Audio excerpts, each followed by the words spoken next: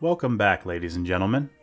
Many of my long-term viewers know I really like the Mushoku Tensei light novels. I like them so much I spent 2 weeks getting current for my review of the series 2 years ago. Recently, the anime finished its second season in a way that, let's say, it made many Twitter folks unhappy. I was curious if the show would get to this bit, as so many anime stop before the really spicy parts.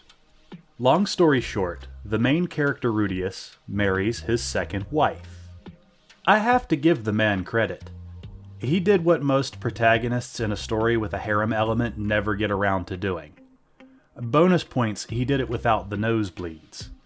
This raises an interesting set of questions, and all of them have to do with polygamy in fiction. If you've read or watched almost anything from Japan, read a romantasy book, or delved even a little into another wish fulfillment genre, you'll be familiar with the trope. The protagonist gets all the members of the opposite sex all hot and bothered because they're just that awesome. How people feel about this trope mostly depends on if the main character is male or female, and if the person in question is the same gender as the main character. Harems of eligible singles is one thing, but the story we're talking about today goes one step further. Rudy, the main character, actually sleeps with and marries them. So let's ask the questions. What kind of polygamy are we talking about? Does this work with the character, the story, and the world it's in? What are the ethical questions involved? Does this help or hurt Rudy as a character? And does it help or hurt the story? But first, a word from this channel's sponsor, me. My next book, Battle Games Book 2, comes out on July 20th and is available for pre-order. I'm working on the audiobook now. I've also dropped my first book's ebook version to 99 cents for the rest of the month. If you would like to comment or critique on my own work, as I have to so many others, I will leave a link in the description. I welcome all comments, criticisms, and reviews. It's how I grow as a writer. Back to the video. So what kind of polygamy are we talking about in this story? To clarify, the polygamy we see in Mushoku Tensei's six-sided world is closer to what we see in history than the modern Western take. This means it's one man with multiple wives, it is marriage and not dating, or other things we can't mention on YouTube, and yes, it is meant to be permanent with the idea of having and raising children. This isn't uncommon in the six-sided world. Paul, Rudy's father, was a polygamist. Granted, this was kind of a family compromise, after Paul was seduced by, and then knocked up, the family maid. There is a longer, more complicated history between Paul and Rudy's second mom, Lelia, that we'll discuss a little bit later. Paul was impulsive at best, and a scumbag at worst. Even so, he's a well-written character and adds a lot to the story. This is not the only example of polygamy in the six-sided world. If we were to compare it to our own, its approach lies somewhere between the nuclear family and the clan structure. Single people are free to pick their own spouse, in most cases, and for reasons we'll cover later, men sometimes marry multiple women. So does this work in the real world? Polygamy is a touchy subject and comes with its own set of problems. Again, I encourage people to look into the Mormon Wars if they want more examples. It's not generally practiced in developed nations for a lot of reasons. While there are slightly more women than men in most developed countries, it's at a balancing point. Unattached, disenfranchised men are a major societal issue. Without getting too much into the dating side of YouTube, men are the force that makes society go. They tend to take the worst jobs, the ones nobody wants, but that have to be done if we want water, power, and food. Men will do this to provide for their families. Understand when I say no one wants to do these jobs, I mean it. Most are dirty, backbreaking, and possibly extremely dangerous. They're not glamorous or praised, and will destroy the body, mind, and soul. In countries where polygamy is the norm, there is usually a dearth of comforts and utilities. This is because unmarried men with no prospects of finding wives will either not work very hard, not work at all, because why would they, or actively rebel against the structure until their genetic legacy is secure. Or, of course, if they shrug off this mortal coil. This is more of a means-based polygamy, where those with money and resources have access to all the women they want. And this is not what we see in the six-sided world. This is also not the modern Western version of polygamy, which is just dating lots of people at once, and that's all I'm going to say on that subject. So how does polygamy fit into the six-sided world of Mushoku Tensei? And yes, I know I've probably pronounced that wrong every single time I've said it. There are a few things we need to establish to understand polygamy in this world. First of all, this world is home to several distinct races that to a great degree can interbreed. Each race, aside from humans, has a god. Humans are the most widespread of these races, and while they don't have a god like the others, there is a major religion, although it seems only about a third of humans practice it. And again, this is all information I'm pulling from reading the books. Humans of this world fall into cultures that are defined by the continent on which they live. If I remember the books correctly, polygamy is practiced in more human civilizations than not. The only human continent that doesn't practice it at all is the Milis continent, home to the only major human religion, that of the worship of the hero Milis. Rudy, our protagonist, was not born on this continent. It's important to point out that the Milis continent is by far the safest of all the continents on this world. Why this is, we can only speculate. Religion and its merits are not what this channel is about, but we may cover that in the future to understand how to better use it in a story. This being said, monogamy does appear to be the standard. Most married couples we come across in the series are monogamous. There are reasons stated in the books for why polygamy is practiced. One of those is the ratio of men to women. Life on the six-sided world is dangerous. Monsters occur from a perversion of natural life, and generally at random. Everything from animals to plants can become monsters, and there's no telling when it will happen. Usually it's the men sent out to protect the towns and cities, not only from the monsters, but from invading armies, because in a world of monsters and magic there's still going to be war. As a result, there are far less men than women. In this case, polygamy becomes more acceptable. Humans are weird in this regard. A society with significantly more women than men will be stable more often than not. A society with significantly more men than women is in for a bad time. Men and women are two sides of a particularly odd coin. This imbalance only seems to exist on the most dangerous continents, and the more dangerous the continent, the more common polygamy is. This excludes the demon continent, which deserves a video all by itself. This is also something reflected in our own history. If you weren't aware, you have twice as many female ancestors as male ancestors. There are a lot of reasons for this, and this is not an anthropology channel, so we're going to work with what we have. The biggest reason is men tend to die younger, more often, and in greater quantity. The six-sided world is also heavily dependent on magic. Whether it's ingredients, items, or spells, all need to be gathered, created, or researched. And all of that is dangerous. Men usually take the initiative on such things due to our disregard for our own mortality. Getting a leg up on the competition and natural curiosity have probably led men to more injury and death than we care to admit. That's not even covering hubris, drunkenness, and the stupidity of youth. Anyone who's heard the words, "Hey guys, watch this," knows what I'm talking about. That is not to say women in the six-sided world are not capable.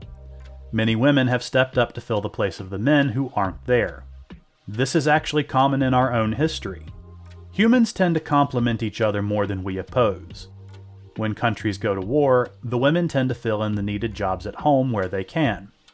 Life is hard, and often the most versatile wins. I want to give you an example of the odd husbandry in the six-sided world that was in the novels but not the show. When Rudy goes to Begarit for the first time, he and Alina Lise, a warrior companion and his friend's wife, take a job as bodyguards for a caravan. It is traditional to have women as part of the guard force because of a monster native to the continent. The succubus is a monstrous woman who entices men with her scent. The effect is so potent that if the man doesn't find release, or incidentally isn't drained by the monster, he'll die. The women are in the party to kill the succubi because the scent doesn't affect them. They're also there to keep the men from dying of entrancement. A woman traveling with the caravan tells Rudy in no uncertain terms that if they come upon a succubus, she will not help him, as she finds him distasteful. Luckily, detoxification magic cures the condition, so Rudy doesn't have to defile his friend's wife.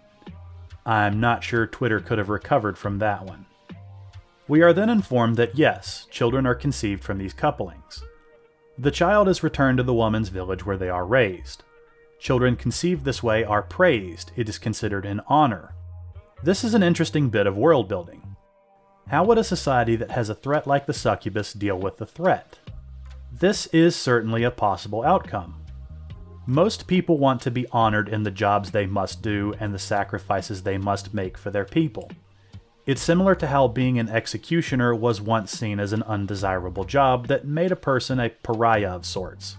The compensation was really good pay.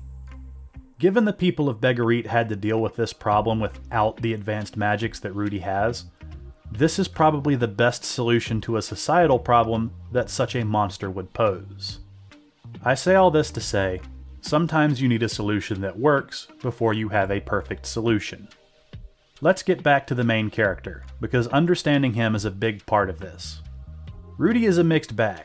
He's not originally from the six-sided world, being reincarnated there. In his previous life, he was a hikikomori. His major influences at the time were the media he consumed. Let's take a look at his influences after his reincarnation, because they're where he really started to become social. His father Paul was a polygamist, among other things both good and bad. Paul is of noble blood, though sort of disowned because of a fight with his father. Paul really likes women. He's a notorious womanizer from a family of notorious womanizers. He's tall, strong, and charming, and this leads him to trouble. Rudy's mother Zenith is a follower of Millis who met Paul in her adventuring days. Zenith was from a fairly well-to-do family on the Millis continent. She's conventionally attractive and capable. I suspect the reason Paul married Zenith out of all the other women in the party he was acquainted with was because she gave him the hardest time when he tried to seduce her. Then there's Rudy's stepmother, Lelia. Lelia was the housemaid. She knew Paul when they were much younger, and he took advantage of her. She later suffered an injury while working for a noble family that prevented her from running. If I remember it correctly, it's one of the things that cost her her job. She was then hired as a maid by Rudy's parents who settled in Buena Village, partially because of her connection to Paul, and partially because of her experience. Then, after years of listening to her employers enjoying the night, she succumbed to temptation and seduced Paul. This resulted in a pregnancy that almost tore the family apart. This was resolved by Rudy's quick thinking, and Paul taking Lelia as his second wife. Now we can get into what Rudy did. Here there be spoilers, so if you're interested in the show and don't want to hear them, sadly this is where we must part until you watch the rest of the show. Go ahead and pause the video here, I'll wait while you go watch 2 seasons, they're really worth your time. 3, 2, 1. Rudy married his first wife Sylphie while studying at the Renoa University. She was a childhood friend that disappeared in a disaster some years before. Rudy was searching for a cure for his man problem and researching the incident in question. Needless to say, he found a cure for his problem. The two got married, and Rudy was determined to stay faithful to his little half-elf waif. Then he got a letter from his father. After years of searching, they found his mother, and they needed his help. Rudy was not going to go until one of his little sisters tried to set out in his stead. Rudy decides he has to go, if for no other reason than to keep his little sister safe. He says goodbye to his friends, his pregnant wife, his 2 sisters, and sets out for the Begarit continent. Skipping over about a book's worth of detail, they arrive in the Labyrinth City and find Paul distraught. He's in pretty bad shape, but it's not the worst we've seen him in. They can't navigate the labyrinth Zenith is stuck in. Also, Roxy, Rudy's first magic teacher, was lost in the same labyrinth. During their first trip back to the labyrinth, Rudy saves his old teacher, who doesn't recognize him at first. Probably because he's grown 3 feet since she last saw him. Then Roxy does what we've seen all too often in the news and starts crushing on her 16-year-old student. This is the not meant for kids stuff I have to check when posting these videos. With Roxy in tow and Rudy mistaking her advances for platonic affection, the party makes it to the bottom floor of the labyrinth. Events follow in quick succession. Paul dies, Rudy kills the boss monster, Zenith is freed but is now a potato, and Rudy loses his hand and is traumatized in a brand new way he's never experienced before. What is life but a growing collection of traumas? If you haven't read the series, a recurring theme is Rudy getting freshly traumatized by something and having to overcome it. In this case, it's dealing with the death of Paul. Rudy never saw Paul as his father, but Paul did see himself as Rudy's father, and he died defending his child. We even get a little tragic scene of Paul smiling, proud he could save his son with his final act, as his top half lays an undetermined distance from his bottom half. And then the light leaves his eyes. It's a touching moment, but one that's hard to appreciate from Rudy's standpoint. Now Rudy is sulking. His father is dead, his mom's a vegetable, and the whole trip feels like it amounted to nothing but loss. Enter Roxy. Deciding Rudy is everything she ever wanted in a man, she seduces him, which, to her credit, snaps him out of the depression, but creates a whole new problem. Rudy has cheated on his wife. He also finds out Roxy knew he was married before she seduced him. Neither Rudy nor Roxy really know what to do at this point. I don't condone cheating, but I will say some words in the character's defense. Rudy was in a really low place. He has broken out of such stupors before, but if you've read the books or watched the show, you'll also know he hasn't. Rudy may have just needed some comfort that no one else was ready to give him. Maybe not exactly what he got, but something in some kind of approximation. Roxy has other complications. First off, her race is really long-lived. At this point in the story, I think she's just over half a century old. She's also inexperienced, let's say, for YouTube's sake. 50 years is a really long time to be celibate. Especially when you find the person you think is perfect for you, and you just click. This is not a dismissal of what they've done. It's just the rationale of why they did it. As a side note, humans are animals, and we will couple before eating. This is the strongest desire in the human brain, and I say that to say, I understand if I can't quite forgive why they did it. If you're worried about infidelity, you should do as the addicts do, and not put yourself in a situation where the temptation will present itself. Humans are like electricity, and follow the path of least resistance. On the trip home, everything is awkward. Rudy wants to do right by Roxy as he does care for her. She was his first crush as a child. She is his first teacher. She helped him overcome one of his earliest obstacles in his new life. He literally credits her with giving him the world. In this world, at least. He also wants to do right by his wife, who is pregnant with his child. He owes a different debt to Sylphie, as she basically returned him to whole and gave him back his hope. On top of this, he says he loves them both. One night while traveling back, Rudy's companion Alina Lise advises that Rudy should take Roxy for his second wife. He is not a follower of Millis, and she wants to see her friend Roxy happy. A note on Alina Lise. She's an elf. She has a peculiar curse that makes relationships very, very difficult. The curse is both tragic and amazingly Japanese in its logic. Mix this with her really long life, her advice carries a greater weight. Rudy then proposes to Roxy, asking her to be his second wife. She says he should talk to her again after he's talked to Sylphie. They get home and there's a lot of tears and screaming, mostly because Paul is dead and Zenith is a houseplant. Then comes the conversation. Rudy brings up the issue of what he and Roxy did, and how he's sorry, and he wants to make Roxy his second wife. Sylphie is shocked, but not as much as Norn, Rudy's little sister. As if reading from Twitter, she starts unloading on everyone. Who is this woman? Why does she look so young? Why did you cheat? To make a long, emotional bludgeoning short, Sylphie cuts off Norn and accepts Roxy as Rudy's second wife. There is a lot more to this than my explanation of events, but this has gone on for far, far too long, and if you want to know more, go watch the show or read the books. I promise you won't regret it, it's a really good story. Now that we've covered what's happened, let's hit on some ethical questions. By that I mean, let's cover what would get these characters put on lists. We have to start with Rudy. He died at 34 in his last life, and is 16 at this point in the story. That's a combined age of 50. And that would make him the second oldest person in this love triangle. Granted, on emotional development, he's still a teenager due to being stunted in his last life. I feel like there should be a To Catch a Predator spinoff where the host goes after isekai protagonists, if for nothing else than laughs.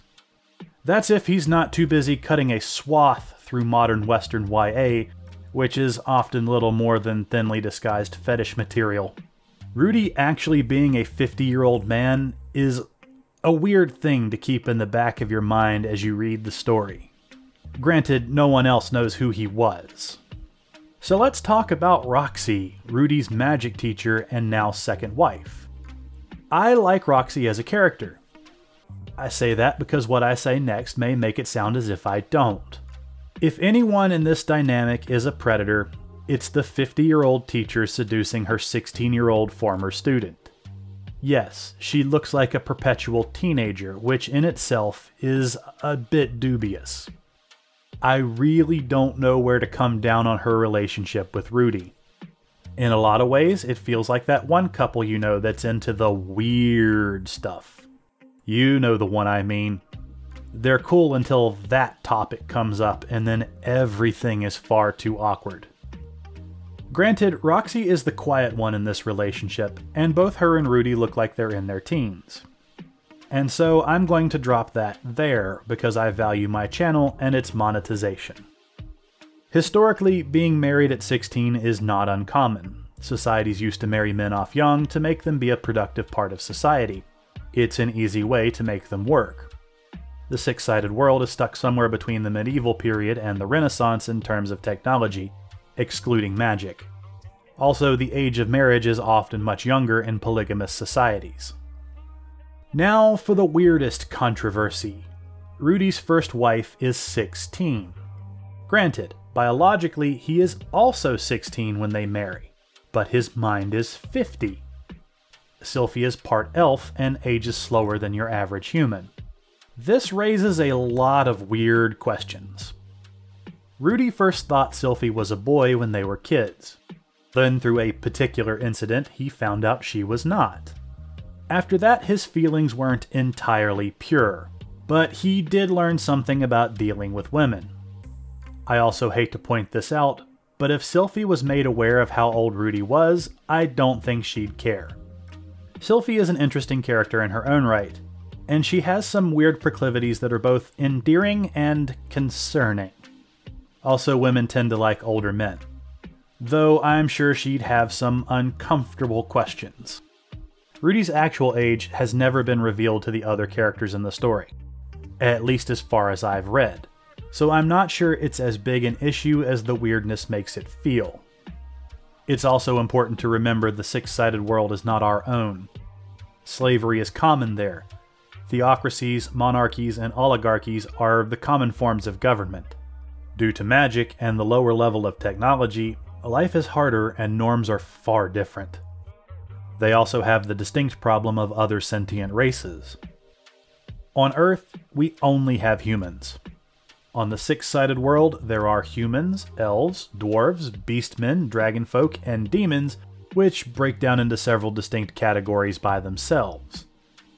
So this brings us to our next question.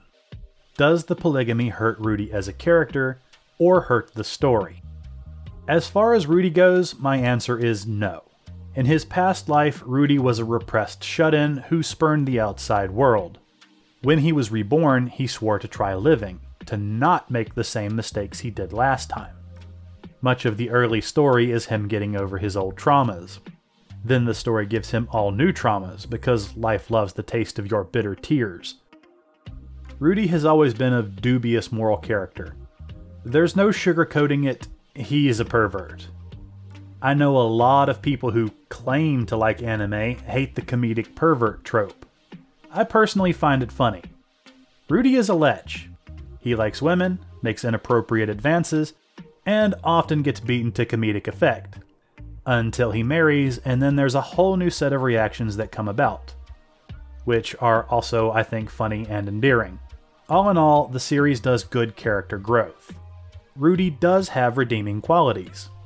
He is loyal, mostly, to his friends and family. He often helps people with no regard for reward or his own safety. He takes a lot on himself to help the people around him. He's generally good-natured and patient. He's also empathetic to the concerns of others. All of this is to say, Rudy is an actual flawed character. Yes, like most modern protagonists, he is dramatically overpowered.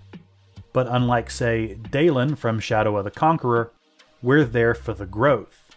We see Rudy fail. He almost dies to people who are his equal or his superior. I would be lying if I said he doesn't have a touch of the Mary Sue. But the world doesn't change to accommodate him. Rudy is adapting to the world, not the other way around. Some parts of his life are a bit hammy and work out a little too well. Often these are for comedic effect more than anything else. So does the polygamy hurt the story? The short answer is no. The longer answer is kind of. I've made no secret of how much I've enjoyed the series. It's probably my favorite current story outside my own. But the weakest parts of the story are slice-of-life parts. There are entire books where little happens outside of Rudy's home life.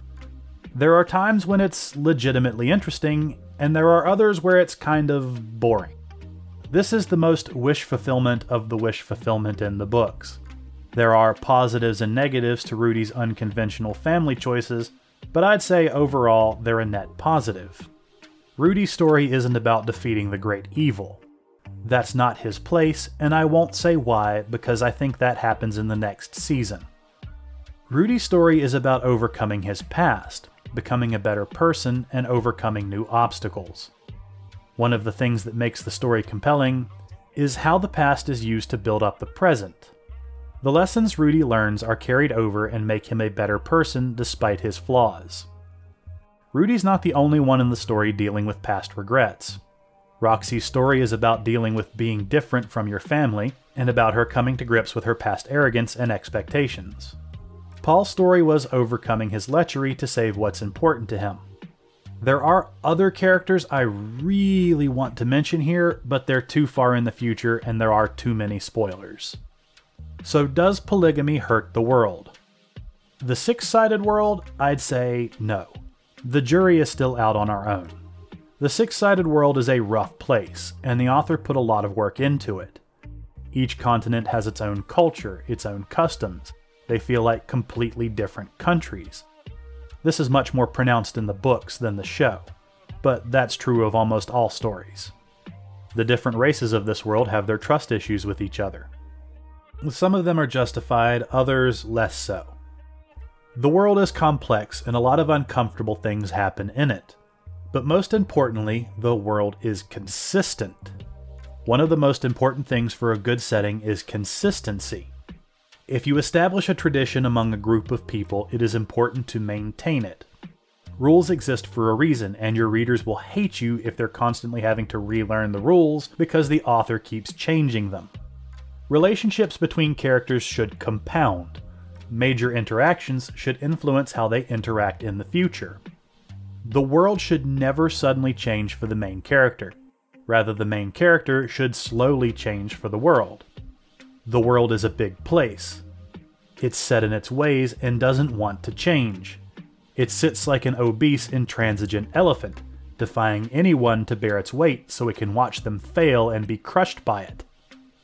I say all that to say, polygamy was established early in the story as a common thing. If the rules had suddenly been changed for Rudy to have multiple wives, that would have harmed the story. But pains were taken in the beginning of the story to establish polygamy's place in the world, and it was used to great effect to show how Rudy was just like his father in the end. So what can we take from all this? I've read a lot of wish fulfillment books. It's very common in modernity. We as a world are beginning on a time of scarcity, and wish fulfillment will only become more popular in my estimation. Most of us live very mundane lives where we can only hear about what our not-so-distant ancestors had and did. Most of our work is unengaging at best and soul-crushing at worst. Escape into a world of endless possibilities sounds like a wonderful prospect. On the subject of polygamy, do I agree with it? No. Historically, polygamy has not worked out very well for society. It tends to create fairly brutal, honor-based cultures that impede advancement and trust. In stories, can it work? I'm not entirely sold on this either. In this story, it kind of works. But I'm not sure if the polygamy angle is working for or against the story. I will give credit where credit is due. It is well integrated. Rudy's wives are not just random trophies he acquired that sit in the background. They're characters in their own right with wants, desires, and obligations. They're all connected in a tangled mess which is handled beautifully in the interactions and consequences. I knew when I read the books the first time, if the anime got this far, it would be a hot-button issue. Yes, Rudy cheated on his wife. Marrying the woman he cheated with doesn't erase what happened. Was it handled well? I would say yes. I could understand and empathize with why it happened, even if I couldn't agree with what they did. Does marrying Roxy make cheating on Sylphie okay? Absolutely not. Cheating isn't something that's easy to justify. This is regardless of the scenario the pedantic may throw at you. People do not like being cheated on, be they man or woman. People like to matter to their significant others, and marriage is supposed to be a bond of trust, not taken lightly. We get a lot of our self-worth and identity from the people close to us. Cheating is a breach of that trust, and usually it destroys the relationship. Does this work for the author? I've really got to hand it to my favorite author whose name I'm not even going to try to pronounce. I'm sure someone will tell me one day how to do it. My Appalachian brain looks at it and refuses to break it down for some reason. Anyway, the author of this series did something most authors only dream of. He got people so invested in his story that people are arguing the ethics of the characters and not the author. My Twitter feed is filled with people arguing over which wife is the best wife. Why would Rudy cheat? Paul was a scumbag but died a good death. People connect with the story, the characters, and feel along with them. This is what authors strive for. If you do nothing else but this with your work, you have done something great. As weird as it is, I'm glad this became an issue people have been fighting over. It's refreshing to have good-spirited debates on stories, and not the state of our own world. I only hope it's this lively and civil, if and when Rudy does it again. Good luck, everyone.